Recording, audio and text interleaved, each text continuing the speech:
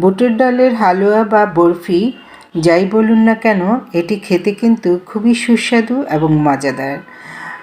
অনেকটা তৈরি করতে কষ্টসাধ্য, তারপরেও কিন্তু এই কষ্ট সহ্য করেই আমরা বানিয়ে থাকি এই বুটের ডালের বরফি। তাহলে চলুন ভিউয়ার্স, আর কথা না বলে বরফি রেসিপিটি আপনাদের সাথে শেয়ার করছি। আশা করি রেসিপিটি আপনাদের ভালো লাগবে, আপনারাও বাসায় এভাবে ট্রাই করবেন। প্রথমে আমি নিয়ে নিয়েছি 1 কাপ, মেজারমেন্ট কাপের 1 কাপ বুটের ডাল। দেখুন আস্তে আস্তে বুট এগুলো কিছুটা ভাঙ্গাও আছে।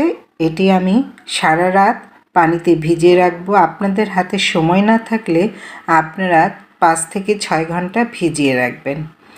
এটি ফুলে অনেকগুলো হয়ে যাবে এবং পুরো বাটিটা আমার ভরে যাবে। দেখুন এবার আমি সকালবেলা এটি ভালো করে ধুয়ে কয়েকবার পানি পাল্টিয়ে নিয়ে নিলাম।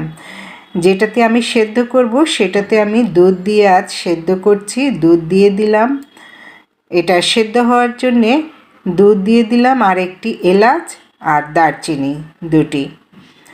তো ভিউয়ার্স এইভাবে আমি মিডিয়াম আঁচে সেদ্ধ করে নেব। ঢাকনাটা ঢেকে দিলেও দুধটা বলক উঠে পড়বে না, কারণ আঁচটা মিডিয়ামে আছে। তো এইভাবে আমি নেড়ে চেড়ে এই দুধটা শুকিয়ে নেব। আমি টিপ দিয়ে দেখাচ্ছি, দেখুন কতটা সেদ্ধ হয়েছে। আপনারা দেখলেই বুঝতে পারবেন যে এটা কতটা সেদ্ধ হয়েছে। ঠিক এইভাবে সেদ্ধ করে এবার দুধটাকে আমি ঘন করে নেব, যাতে আমি ব্লেন্ডার যখন করব তখন যেন একটু ভেজা ভেজা থাকে। এটিকে ঠান্ডা করে আমি নিব। এখন আমি এটি ব্লেন্ডার জারে নিয়ে নিচ্ছি। আর বেশি শুকনো হলে আপনারা অল্প একটু পানি দিতে পারেন, সমস্যা নেই। তো এইভাবে আমি ব্লেন্ডার করে নিলাম। আর ফ্রাই প্যানটা বসিয়ে দিয়েছি, পরিমাণ মতো ঘি দিয়ে দিলাম প্রথমে, আবারও ঘি দিব। এবার ব্লেন্ডার জারে যেটি আমি ব্লেন্ড করে নিয়েছি বুটের ডালটা, সেটা দিয়ে দিলাম। এইভাবে নেড়েচেড়ে পানিটা অনেকক্ষণ শুকিয়ে নেব, 5-10 মিনিটের মতো। এরপর শুকিয়ে আসলে দিয়ে দিব চিনি। যে মেজারমেন্ট কাপে আমি বুটের ডাল নিয়েছিলাম সেই কাপেই আমি 1 কাপ চিনি দিয়ে দিলাম। চিনিটা দেওয়ার পর এটা অনেকটাই গলে আসবে চিনিটা, আর বুটের ডালটাও নরম হয়ে আসবে। এতে ভয় পাওয়ার কিছু নেই। এটি নাড়তে নাড়তে এই পানিটা চিনির শুকিয়ে যাবে। দিয়ে দিয়েছি সামান্য পরিমাণ কেওড়া জল আর গোলাপ জল। বরফি বা হালুয়াতে একটু চিনি বেশি দিলে খাবারটা স্বাদ দারুণ আসে।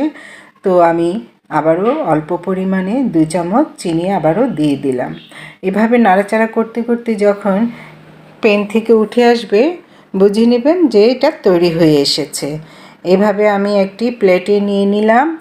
আর চিনির স্বাদটা আপনারা কম বেশি করে নেবেন, যে যেমন খেতে পছন্দ করেন।